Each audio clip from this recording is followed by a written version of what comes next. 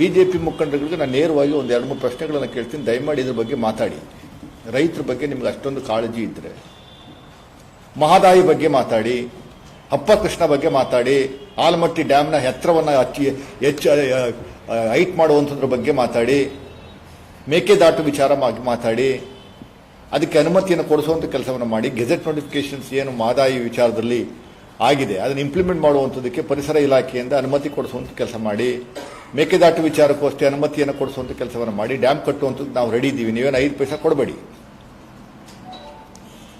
ಕೇಂದ್ರದಿಂದ ಏನು ರಾಜ್ಯಕ್ಕೆ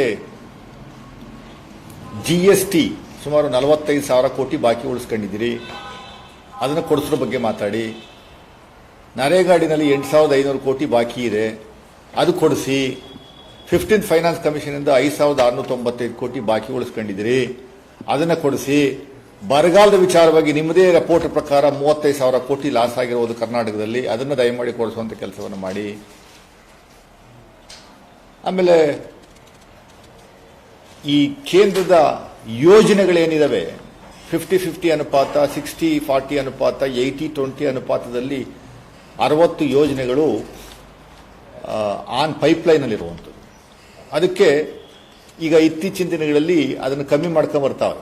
ಅನುದಾನ ಪಾತ 60% ಅವ್ರು ಕೊಡಬೇಕಾಗಿರುವಂಥದ್ದು ಬರೀ 20% ಕೊಡುವಂಥ ಕೆಲಸವನ್ನು ಮಾಡ್ತಾ ಇದ್ದಾರೆ. 40% ಕೊಡುವಂಥದ್ದು 10% ಕೊಡುವಂಥ ಕೆಲಸವನ್ನು ಮಾಡ್ತಾ ಇದ್ದಾರೆ.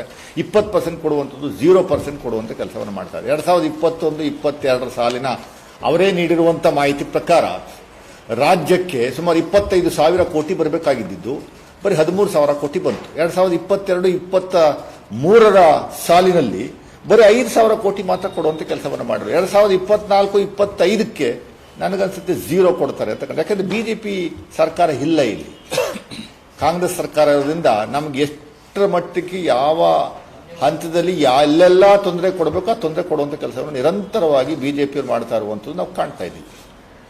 ರೈತರು ಬಹಳ ಸಂಕಷ್ಟದಲ್ಲಿದ್ದಾರೆ, ಸಾಯ್ತಾ ಇದ್ದಾರೆ, ಬರಗಾಲ ಇದೆ, ಮೇವು ತೊಂದರೆ ಆಗ್ತಾ ಇದೆ. ಇದ್ರ ಬಗ್ಗೆ ಆ ವಿರೋಧ ಪಕ್ಷ ನಾಯಕರು ಅಶೋಕ್ ಇರ್ಬೋದು, ವಿಜೇಂದ್ರ ಇರ್ಬೋದು, ಆ ಕೇಂದ್ರದಿಂದ ನಮ್ಮ ರಾಜ್ಯದಿಂದ 4-5 ಜನ ಮಂತ್ರಿಗಳಿದ್ದಾರೆ, ಒಬ್ಬರು ಒಂದು ಸಾರಿ ಉಸಿರು ಬಿಡುವಂಥ ಕೆಲಸವನ್ನು ಮಾಡ್ತಾ ಇಲ್ವಲ್ಲ ಸ್ವಾಮಿ.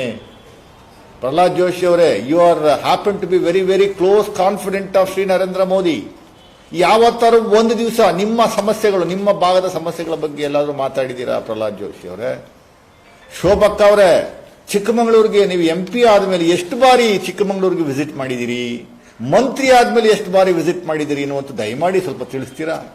ಎಷ್ಟು ಯೋಜನೆಗಳ ತಗೊಂಬಂದಿದ್ದೀರಿ? ಎಷ್ಟು ಹಣವನ್ನು ನಿಮ್ಮ ಕ್ಷೇತ್ರಕ್ಕೆ ತಗೊಂಬಂದಿದ್ದೀರಿ, ಕರ್ನಾಟಕಕ್ಕೆ ತಗೊಂಬಂದಿದ್ದೀರಿ ಎನ್ನುವಂಥದ್ದು ಒಂಚೂರು ದಯಮಾಡಿ ಹೇಳುವಂಥ ಕೆಲಸವನ್ನು ಮಾಡ್ತೀರಾ ಶೋಭಕ್ಕ ಅವರೇ? ದಯಮಾಡಿ ಹೇಳಿ. ಚುನಾವಣೆ ಬರ್ತಾ ಇದೆ ಅನ್ನುವಂಥದ್ದಕ್ಕೆ ನೀವು ಜನರ ದಿಕ್ಕನ್ನು ತಪ್ಪಿಸುವಂಥದ್ದಕ್ಕೆ ನಮ್ಮ